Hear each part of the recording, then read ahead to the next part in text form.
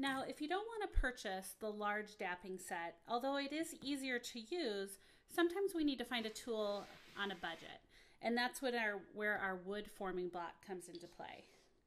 Now, the difference is that we have to make sure on this one that our disc is perfectly centered and stays perfectly level while we create that curve. So what you're going to do is take your disc and choose, there's 3 different sizes that you can choose from. The smaller the hole, the deeper the curve. So since my disc is fairly small, I'm going to start with the smallest hole. And what I'm going to do is I'm going to play with this until I make sure my disc is perfectly centered in the bottom of that curve. Then I'm going to take one of my dapping tools and I'm going to lay it right on top. And I'm going to give it a few hits. Now notice I'm just doing small taps.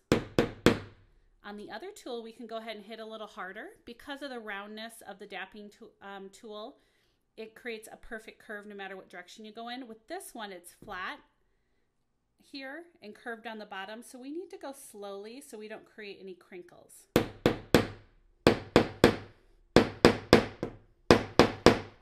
Okay, and as you go, you can switch to a smaller dap if you want to get the curve more in the center. And again, make sure that's right in the center so it's not an abnormal curve.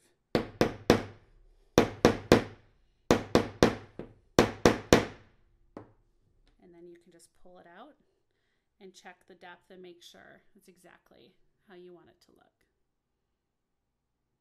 Now, on both of these tools, if you notice a little bit of marking in the center, for example, when I curved this disc using the metal forming block, I noticed a little bit of markings right in the center. All you're going to do is take your polishing pad and just polish that right off. It shouldn't be permanent. And there's your curve. Once you create this curve, settling a charm off your jump ring into this is really beautiful and holds it and frames it perfectly.